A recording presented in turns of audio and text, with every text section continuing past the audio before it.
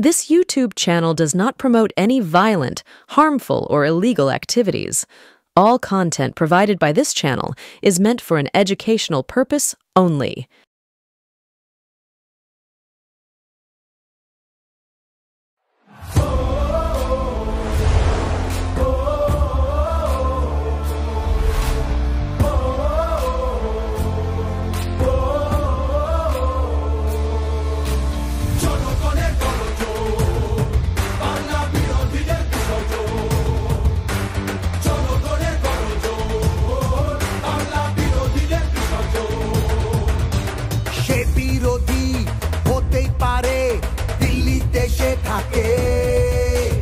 বাংলা নিজের সোনার ফসল তাও দেবে না তাকে সবার ওপর এই অত্যাচার করলে তুমি যদি জমিদারাজ তোমায় যেন ছাড়তে হবে গদি জনগণের গর্জন বাংলা বিরোধীদের বিসর্জন জনগণের গর্জন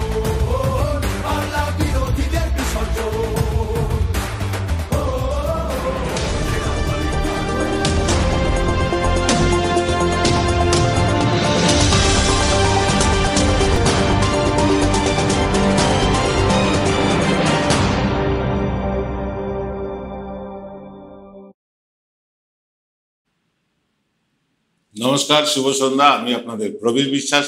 দেখতে শুরু করেছেন আপনাদের সবচেয়ে পছন্দের বাংলা ইউটিউব চ্যানেল এনকে ডিজিটালের শান্ত সম্প্রচার এক্স ফ্যাক্টর। শুরুতেই যে প্রোমোটা দেখলেন সেটা কোনো প্রোমো না, সেটা তৃণমূলের বিজ্ঞাপনও না। আসলে আজ আমরা বসেছি তৃণমূলের যে শহরাঞ্চলে ভোট কমছে তার তত্ত্ব তালাশ করতে। আপনারা জানেন যে সারা বছর সমীক্ষার মধ্যে থাকি, সারা বছর যে আমরা সমীক্ষা করি তার কিছু না কিছু ফল আপনাদের বা রেজাল্ট আপনাদের তুলে দিই। নির্বাচনের আগে তার ফাইনাল রেজাল্ট আপনারা দেখেন। আমরা সারা বছর সমীক্ষার মধ্যে এবার আমরা বেছে নিয়েছিলাম শহরাঞ্চলটাকে। শহরাঞ্চলে তৃণমূলের কি অবস্থা, বা শহরাঞ্চলে তৃণমূলের কি ভোট ব্যাংক কি অটুট আছে, বা শহরাঞ্চলে কি তৃণমূলের ভোট কমছে, এই নিয়ে আমরা কিন্তু খোঁজখবর শুরু করি আজ থেকে 3 মাস আগে থেকে। 3 মাস পরে যা রেজাল্ট এসছে সেটা আজ আপনাদেরকে তুলে দেব। এই অনুষ্ঠানের দ্বিতীয় ভাগ নিয়ে আসবেন প্রসূন গুপ্ত আগামীকাল সকালে, কারণ অনুষ্ঠানটা অনেক লম্বা হয়ে যাবে। প্রথম ভাগটা আমি করছি, দ্বিতীয় ভাগ করবেন প্রসূন গুপ্ত আগামীকাল সকালে।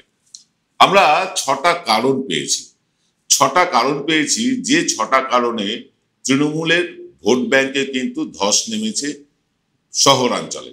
উল্টো দিকে আপনাদেরকে আরো বলতে পারি, যে 6টা কারণে তৃণমূল তার শক্তি বাড়িয়েছে উত্তরবঙ্গ, সেগুলো না হয় আরেকদিন আলোচনা করব। কিন্তু আজ যেটা বলবো সেটা হচ্ছে মূল 6টা কারণ। 6টা কারণ বলতে দেখুন, আমরা একটু দিল্লির নির্বাচনটা দেখে নিই। দিল্লির নির্বাচনে দিল্লি কসমোপলিটন এলাকা, সেখানে বহু ভাষাভাষীর বাস, মিশ্র সংস্কৃতি, অনেকটা কলকাতা, আসানসোল, শিলিগুড়ি, খড়গপুর, দুর্গাপুর এইসব শহরের মতোই। মানে শহরাঞ্চলগুলো মূলত একই রকম হয়। সেখানে বিভিন্ন ভাষাভাষীর মানুষ থাকেন, কাজের জন্য কর্মসূত্রে থাকেন, কেউ আবার দীর্ঘ দিন ধরে এখানে আছেন, পুরুষের পর পুরুষ তারা এখানে রয়েছেন। ফলে এই এলাকাগুলো একটু মিশ্র এলাকা হয়ে যায়, দিল্লির মতোই। কলকাতা শহরটাও দিল্লির মতো, আবার আসানসোল, দুর্গাপুর, খড়গপুর, শিলিগুড়ি এগুলোও দিল্লির মতোই, কিন্তু কসমোপলিটন, বহু ভাষাভাষীর বাস। এই কসমোপলিটন এলাকায় কোনো একটি রাজনৈতিক দলের দীর্ঘদিন ক্ষমতায় থাকা কিন্তু প্রায় কষ্টসাধ্য ব্যাপার। একটু পিছিয়ে যান, যখন বামেদের দুর্দণ্ড প্রতাপ অবস্থা, বাঘে গরুতে এক ঘাটে জল খায়, যখন বামেদের সারা পশ্চিমবঙ্গে এই রকম অবস্থা, তখনও কিন্তু তৃণমূল এই কলকাতা শহর থেকে জন্ম নিয়েই তারা কিন্তু ছোট লালবাড়ি অর্থাৎ কলকাতা পুর নিগম তাদের দখলে রেখেছে। তার মানেটা কি, যে চিরকাল কসমোপলিটন এলাকার লোকেরা চিরকাল কাউকে একভাবে দেখেন না। কিছুদিন তাদেরকে পরীক্ষা করেন, তারপর তারা পরীক্ষায় পাশ হলো কি ফেল হলো সেটা পরের ব্যাপার, মানুষ বদলে দেওয়ার চেষ্টা করে। কসমোপলিটন এলাকার এই চিন্তা ভাবনাটাই এরকম। যে কারণে আপনার দিল্লিতে দেখবেন যে কেজরিওয়াল এত উন্নয়ন করেও কিছু তার নিশ্চয়ই ত্রুটি ছিল, সেই ত্রুটিগুলো এবং তার উন্নয়ন সবটাই জলে গিয়েছে কারণ দিল্লির মানুষ পরিবর্তন চেয়েছিলেন। এই পরিবর্তনের আওয়াজ কিন্তু কলকাতা শহর থেকেই হয়েছিল। নেতাই, নন্দীগ্রাম, সিঙ্গুর, সুচপুর এইসব জায়গায় আন্দোলন হলেও কিন্তু মূল আওয়াজটা উঠেছিল শহর থেকে। শহরের বহু বুদ্ধিজীবী মানুষ, সুশীল সমাজের মানুষ, তারা পরিবর্তনের ডাক দিয়েছিলেন। কলকাতার মানুষ সেই ডাকে সাড়া দিয়েছিলেন এবং আপনারা জানেন রেজাল্ট কি হয়েছিল। 2011 যে ম্যাসিভ জয় হয়েছিল, সেই জয়ে এই শহরাঞ্চলের মানুষের একটা কি বলবো, দখলদারিত্ব ছিলই, অস্বীকার করার কোনো জায়গা নেই। কিন্তু এই দখলদারিত্ব তৃণমূলের শহরাঞ্চলগুলোতে কমে আসছে। তার প্রথম কারণ বললাম যে এই মেট্রোপলিটন এলাকাগুলোতে চরিত্রই এরকম, দীর্ঘদিন কাউকে এক জায়গায় ক্ষমতায় রাখতে চান না মেট্রোপলিটন শহরের বা এলাকার মানুষজন। দ্বিতীয় কারণ যেটা আমরা পেয়েছি সেটা হচ্ছে মানুষের কথা, এটা আমাদের কথা নয়। মানুষ বলছেন যে এলাকায় এলাকায় স্থানীয় কাউন্সিলর তাদের দৌরাত্ম্য বেড়েছে, তাদের বৈভব বেড়েছে এবং তাদের অহংকার বেড়েছে চরম সীমায়। কলকাতা শহরের কথাই বলি, কলকাতা, হাওড়া বা শিলিগুড়ি বা আপনার আসানসোল, এইসব এলাকায় যে দলেরই কাউন্সিলর হোক না কেন, তাদের একটা ঔদ্ধত্য চলে এসেছে। বিশেষত শাসক দল তৃণমূলের যারা কাউন্সিলর বা যারা বড় নেতা, তাদের মধ্যে কিন্তু একটা ঔদ্ধত্য এসেছে এবং তাদের মধ্যে দুর্নীতিও বাসা বেঁধেছে। ফ্ল্যাট কালচার যেখানে আছে সেখানে দুর্নীতি হবে না তা তো নয়। দেখছেন তো বহু ফ্ল্যাট হেলে পড়ছে, ভেঙে পড়ছে। কোথাও কোথাও কাউন্সিলরদের প্রশ্রয়ে এই মাধ্যমিক পরীক্ষার সময় ডিজে বাজিয়ে গান চলছে। প্রতিবাদ করার কেউ নেই, প্রতিবাদ করলে রক্তচক্ষু। কিন্তু এরকমটা তো ছিল না। তৃণমূল যখন ক্ষমতায় আসে মানুষের দল হিসাবে এসেছিল, জনগণের গর্জন শোনা গিয়েছিল। কিন্তু এখন গর্জন শোনা যায় এই ছোটখাটো কাউন্সিলর এবং স্থানীয় নেতাদের। তাদের মধ্যে ঔদ্ধত্য এসে গিয়েছে, সাধারণ মানুষের সাথে দূরত্ব বেড়েছে। শুধু দূরত্ব বেড়েছে বললে হবে না, দূরত্ব তারা বাড়িয়েছে যেমন সাধারণ মানুষের সাথে, তেমনি প্রমোটার, বিল্ডার, কালোয়ার এদের সাথে তাদের সখ্যতা বেড়েছে মারাত্মকভাবে। এটা মানুষ ভালোভাবে নিচ্ছেন না। আমরা এই অনুষ্ঠানগুলো কেন করছি? অনুষ্ঠান করছি শুধুমাত্র তৃণমূলের সমালোচনা করার জন্য নয়, তৃণমূলের শুদ্ধিকরণের জন্য। যে তথ্যগুলো তৃণমূলের দফতরে গিয়ে পৌঁছয় না, আমাদের বিশ্বাস এবং আমরা জানি যে আমাদের বহু ভিডিওস স্বয়ং মুখ্যমন্ত্রীর কাছেও পৌঁছয়। তিনিও আমাদের বহু ভিডিও দেখেন। আশা করব এই ভিডিওটিও যারা মুখ্যমন্ত্রীকে পৌঁছে দেন তারা পৌঁছে দেবেন, কারণ আমরা অত্যন্ত পরিশ্রম করে লাগাতার নিবিড়ভাবে সমীক্ষা করে এই সমীক্ষার ফল তুলে এনেছি। এটা গেলে বাংলার ভালো, বাঙালির ভালো এবং সর্বোপরি বলবো যে বাংলার সংস্কৃতিটার ভালো। কসমোপলিটন এলাকায় বহু জায়গায় অবাঙালি কাউন্সিলররা হন, এটা নিয়ে কোনো আপত্তি নেই। অবাঙালি কাউন্সিলর মানেই তারা খুব খারাপ, তারা খুব ঘৃণিত, এরকমটা নয়। কিন্তু এই যেখানে যেখানে অবাঙালি কাউন্সিলর হয়েছে সেখানে একটা সমস্যা হচ্ছে, বা অবাঙালি বড় নেতা হয়েছেন সেখানে একটা বড় সমস্যা হচ্ছে, সেখানে অবাঙালিদের দাপট বেড়েছে হু হু করে। সেখানে বাঙালিরা পথ চলতে গিয়ে প্রতিবাদ করতে ভয় পায়। কেন এমনটা হবে? কোনো অন্যায় দেখলে প্রতিবাদ করতে গেলে ভয় পাবে কেন? টোটো যদি বেপরোয়া চলে, অটো যদি বেপরোয়া চলে, সাধারণ মানুষ প্রতিবাদ করতে পারবে না? প্রতিবাদ করলে কিন্তু রেড়ে করে চলে আসে ভাইরাজিদের দল। এটাও কিন্তু বাস্তব সত্য। এই তথ্যগুলো মুখ্যমন্ত্রীকে দেওয়ার জন্যই আজকে এই অনুষ্ঠানটা করা। মুখ্যমন্ত্রী তার দলের শুদ্ধিকরণ চান, তার দলে স্বচ্ছ মানুষ থাকেন, এটা তিনি চান। আমরা এর আগে বিজেপি নিয়েও করেছি, তারা কানে তোলেনি। আমরা বামপন্থীদের নিয়েও করেছি, কি কি কারণে বামফ্রন্ট আজকে শূন্য, সব আলোচনা করেছি। কিন্তু আমরা লক্ষ্য করেছি যে আমাদের বেশ কিছু এপিসোডের পর মুখ্যমন্ত্রী যথোপযুক্ত ব্যবস্থা নিয়েছেন এবং সেই জায়গাটা পরিষ্কারও হয়েছে, অস্বীকার করার জায়গা নেই। আমরা ধন্যবাদ জানাই মুখ্যমন্ত্রীকে। আমাদের তৃতীয় কারণ হচ্ছে যে এই কসমোপলিটন এলাকায় একসময় মারোয়ারিদের আধিক্য অনেক ছিল, এখনো আছে। এই কসমোপলিটন এলাকায় পশ্চিমবাংলায় সবচেয়ে বেশি কমিউনিটির লোক যদি থাকেন সেটা হচ্ছে বিহারের লোক, ঝাড়খণ্ডের লোক আর এই মারোয়ারি সম্প্রদায়। মারোয়ারি মানে আপনি রাজস্থানী ধরে নেবেন না, মারোয়ার সম্প্রদায়টাই আলাদা। ওই আগারওয়াল, কেজরিওয়াল এই টাইপের লোকগুলো যারা ব্যবসায়ী মারোয়ারিরা, এদের আধিক্য প্রচুর এবং তারা এখনো প্রবলভাবে আছেন। লেকটাউন এলাকায়, কালিন্দি এলাকায়, দমদম পার্ক এলাকায়, আছেন হাওড়ার শালকিয়া এলাকায়, এরকম বহু জায়গায় ছড়িয়ে ছিটিয়ে আছেন। শিলিগুড়িতে প্রচুর মারোয়ারি ব্যবসায়ী আছেন। এই মারোয়ারিরা অ্যাকচুয়ালি আদতে সমর্থক ছিল বামপন্থীদের সমর্থক ছিল। তাদের মারোয়ারি কমিউনিটি থেকে বামপন্থীরা নেতা মন্ত্রীও করেছেন, মন্ত্রী করেননি, নেতা টেতাও করেছিলেন। কিন্তু এই মারোয়ারি সম্প্রদায় 180 ডিগ্রি ঘুরে গেল বিজেপি কেন্দ্রে ক্ষমতায় আসার পর। বিজেপি কেন্দ্রে ক্ষমতা আসার পর তৃণমূল এই মারোয়ারি কমিউনিটির ভোট নিজেদের দিকে টানতে পারলো না বা এলো না। মারোয়ারিরা জন্মগতভাবে ওই রাম, গরু, সীতা মাইয়া এসব নিয়ে থাকে তো, আর বিজেপি এই কথাই বলে, হিন্দুত্বের প্রবর্তক বিজেপি। ফলে তারা চলে গেল বিজেপিতে, মানে বিজেপিতে তাদের ভোটটা চলে গেল, তৃণমূলের দিকে এলো না। তৃণমূলের নেতাদের সাথে তাদের দহরম মহরম, তৃণমূলের নেতাদের তারা বিভিন্নভাবে উৎকোচ দিয়ে থাকেন, বিভিন্নভাবে তাদের সাহায্য করে থাকেন, বিভিন্ন অনুষ্ঠানে তারা বিভিন্ন স্পন্সরশিপ করেন। কিন্তু দুর্ভাগ্য হচ্ছে তারা ভোটটা তৃণমূলকে দেন না। এই মারোয়ারি কমিউনিটির তৃণমূল থেকে মুখ ফিরিয়ে রাখা, এটা কিন্তু তৃণমূলের একটা ব্যর্থতা। কারণ তৃণমূল নেতাদের কাছে থেকে, তৃণমূল নেতাদের গা ঘেঁষে থেকে তৃণমূলকে ভোট না দেওয়া, তৃণমূলের থেকে সমস্ত সুযোগ সুবিধে নিয়ে, তৃণমূলের থেকে সব ফায়দাটা শুষে নিয়ে ভোটটা বিজেপিকে অর্পণ করা, এটা মারোয়ারিদের একটা জন্মগত চরিত্র। আর মারোয়ারি কমিউনিটির এই কারণে কিন্তু মারোয়ারি কমিউনিটি পশ্চিমবাংলায় ধীরে ধীরে কমতে শুরু করেছে। কারণ বাঙালিরা বুঝতে পেরেছে, মানে যদি পশ্চিমবাংলায় বাঙালিদের কেউ শোষণ করে থাকে ইংরেজদের পরে, সেটা বিহারিরা নয়, সেটা মারোয়ারিরা। এটা কিন্তু বুঝতে শুরু করেছে। এই মারোয়ারি ভোট কিন্তু তৃণমূলের ঝুলিতে কিন্তু প্রায় নেই বললেই চলে, এটা বাস্তব সত্য। এরপরে আসছি বিহারি ভোট নিয়ে।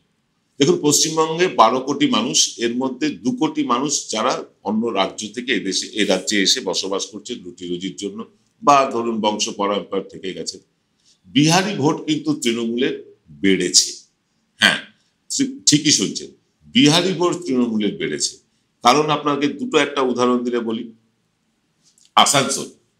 আসানসোলে লোকসভার ক্ষেত্রে দেখুন, তৃণমূল কিন্তু জিতেছে মূলত বিহারিদের ভোটে। হাওড়ার যে বিধায়করা আছেন, শিবপুর বলুন, মধ্য হাওড়া বলুন, উত্তর হাওড়া বলুন, খানিকটা বালি বলুন, এই যে 4-5টা এলাকা, বা আপনার 4-5টা এলাকাই বলবো আমি, এই যে 4-5টা এলাকায়, দক্ষিণ হাওড়ার একটা বিস্তীর্ণ অঞ্চল, এই 4-5টা এলাকায় তৃণমূল কিন্তু জিতেছে বিহারিদের ভোটে। ঠিক শুনছেন, বিহারিদের ভোটে।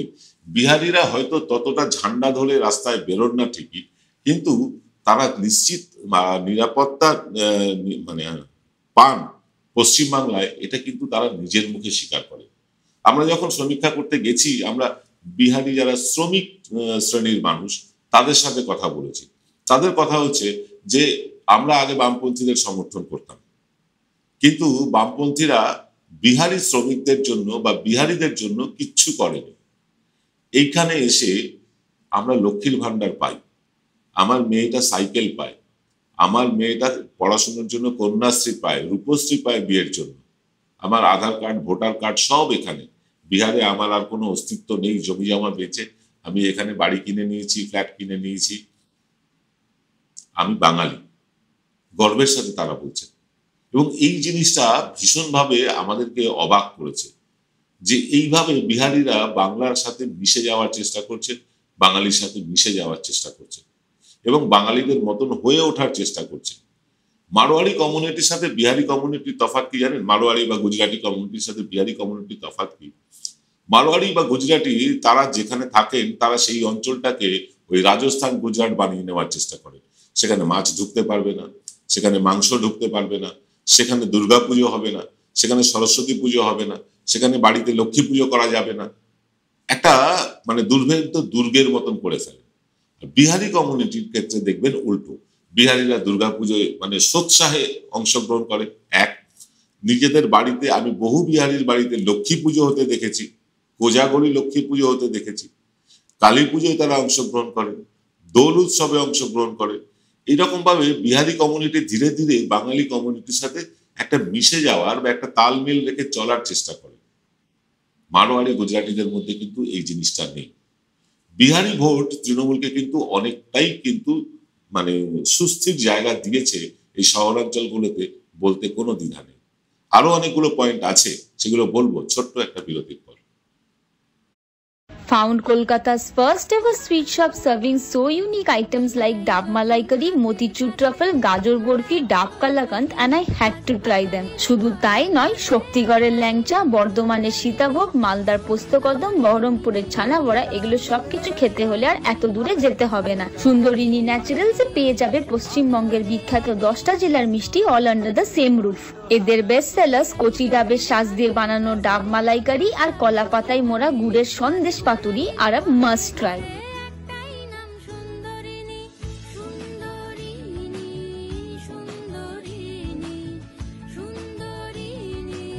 জয়গুরু রত্নভান্ডার জ্যোতিষীমা, এখানে গোল্ড মেডেলিস্ট জ্যোতিষী বসেন। হাই কোয়ালিটির আসল গ্রহরত্ন সবচেয়ে কম দামে এখানে পাওয়া যায়। স্থান বেলঘড়িয়া রানীপার্ক বটতলা 2 নম্বর রেলগেটের নিকটে। 9681345722 এবং 9007778922। Welcome to the world of civil business. A Bengali business personality and the most successful business group, Roy Construction Group of companies, now coming Sarib, West Bengal. Mr. Anup Roy, the managing director of the Roy Construction Group company, ready to serve his native land, the mother Bengal.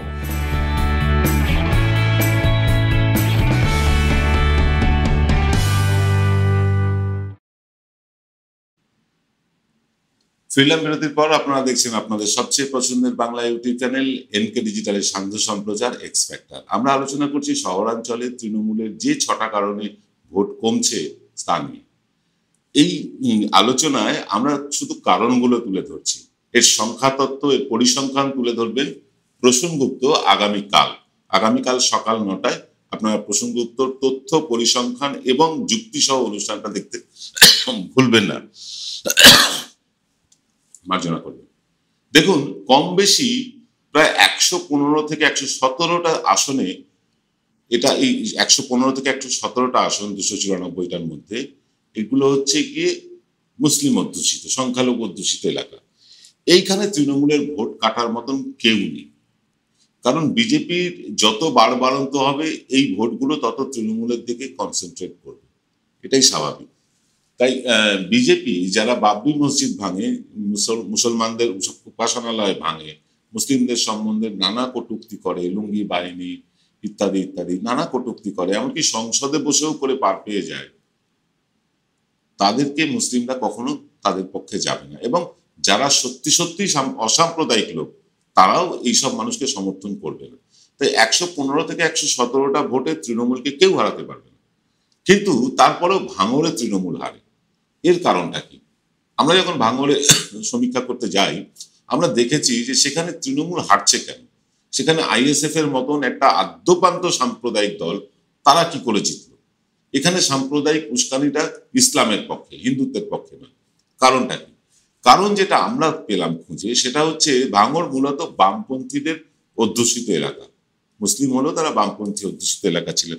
আপনাদের মনে থাকবে যখন ওই high tension electrical line নিয়ে যাওয়ার কথা ছিল ভাঙড়ের উপর দিয়ে, তখন এই বামপন্থী নেতা নেত্রীটাই ঘরে গিয়ে বুঝিয়েছিলেন যে এইখানে যদি হাই টেনশন লাইন ইলেকট্রিকে যায় তাহলে বন্ধ্যাত্ব দেখা দেবে, মেয়েরা সন্তান প্রসব করতে পারবে না, ফসল নষ্ট হয়ে যাবে, গবাদি পশু নষ্ট হয়ে যাবে।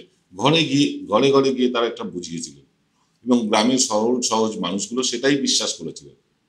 সেই মানুষগুলোই প্রথমে রাম পরে বাম, এইরকম একটা নীতি নিয়ে চলতে শুরু করলেন। কিন্তু ভাঙড়ে তো প্রথমে রাম বললে হবে না, তাই প্রথমে আইএসএফ, এইরকম একটা দৃষ্টিভঙ্গি থেকেই তারা তাদের সমর্থকদের বোঝাতে পেরেছিলেন যে আইএসএফ কে ভোট দেওয়া মানে বামপন্থীদেরই ভোট দেওয়া, কারণ আইএসএফ এর সাথে বামেদের জোট ছিল। এইখান থেকে ভাঙড়ের কিন্তু আইএসএফ জয় পেয়েছিল। তাহলে কি পরবর্তী নির্বাচনে এখানে আইএসএফই জিতবে? সেটা নিশ্চিত করে এখানে বলা যাচ্ছে না, কারণ বামেরা কিন্তু এবার তারা আঙুল কামড়াচ্ছে। কারণ তারা বুঝতে পেরেছেন আইএসএফ কে আনার পর তাদের অস্তিত্ব ধীরে ধীরে ভাঙড়ে কিন্তু প্রায় শেষ হয়ে এসেছে। এই অস্তিত্ব শেষ হয়ে যাওয়া থেকে রুখতে বামেরা কিন্তু আবার একটু তেড়ে ফুড়ে নেমেছে যে আইএসএফ নয়, আসল দিশা দেখাতে পারবে বামেরাই। এইরকম একটা প্রচার শুরু হয়েছে, খুব গোপনে শুরু হয়েছে, কিন্তু শুরু হয়েছে। কিছু মানুষ তাতে সাড়াও দিচ্ছে। আগামী দিন আইএসএফ এর সাথে সিপিএম এর জোট হবে কিনা আমরা বলতে পারছি না, কিন্তু যদি হয় আখেরে লাভটা হবে কিন্তু আইএসএফ এর। আর যদি না হয় তাহলে কিন্তু সিপিএম এখানে খুব ভালোভাবে একটা মানে সম্মানজনক কি বলবো ভোট তারা পেতে পারে, এরকম একটা বোঝা যাচ্ছে। এটা হলো ভাঙড়ের কথা, কিন্তু ভাঙড়টাই তো উদাহরণ নয়। আরো 115-16টা আসন আছে যেখানে বামপন্থীরা নিশ্চিহ্ন হয়ে গিয়েছে এবং তৃণমূলের উত্থান সেখানে মানে চোখে তাকিয়ে দেখার মতো। প্রত্যেকটি অঞ্চল মানে কি বলবো মুসলিম অধ্যুষিত অঞ্চল। এই মুসলিম অধ্যুষিত অঞ্চলে আমরা যেটা দেখতে পাচ্ছি সেখানে মুসলিমদের মধ্যে বাম প্রীতিটা গিয়েছে কমে, কারণ তারা বিশ্বাস করতে শুরু করেছে, তারা বুঝতে শুরু করেছেন যে পশ্চিমবাংলার ডেভেলপমেন্ট এবং মুসলিম কমিউনিটি ডেভেলপমেন্ট বা তাদের ধারক বাহক হিসেবে তারা মমতা বন্দ্যোপাধ্যায়কে বেছে নিয়েছেন। এটা বাস্তব সত্য। তাই 2026-এ 194 এর মধ্যে থেকে প্রথমেই যদি আপনি 115-16টা আসন বাদ দিয়ে দেন তাহলে হাতে রইল কি? পেন্সিল। বাকি যে হিন্দু অধ্যুষিত এলাকা সেখানেও তো হিন্দুদের ভোট আছে তৃণমূলে, এবং সেটা যথেষ্ট পরিমাণে আছে। যতই সনাতনী প্রচার করুক শুভেন্দু অধিকারীরা, হিন্দু ভোট কিন্তু এখনো তৃণমূল তার ধরে রাখতে পেরেছে। তৃণমূলের হিন্দু ভোটে কোনো রকম ভাগ বসাতে পারেনি। হ্যাঁ, ভাগ বসিয়েছে সিপিএম এর হিন্দু ভোটে, খানিকটা কংগ্রেসের হিন্দু ভোটে, কিন্তু তৃণমূলের হিন্দু ভোটে কিন্তু মোটেও ভাগ বসাতে পারেনি এই শুভেন্দু অধিকারীরা। আমরা আসবো একেবারে 6 নম্বর পয়েন্টে।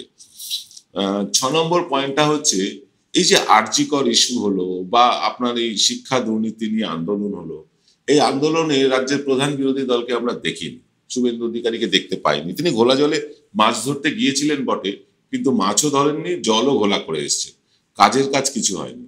যদিও এখন এই আরজিকরের নির্যাতিতার মা বাবা আরএসএস প্রধান মোহন ভাগবতের পায়ে গিয়ে পড়েছেন, আর কত পায়ে তারা পড়বেন জানি না। একটা মিথ্যেকে আশ্রয় করে, একটা ভুল ধারণাকে আশ্রয় করে তারা এই দরজায় ও দরজায় ঘুরছেন।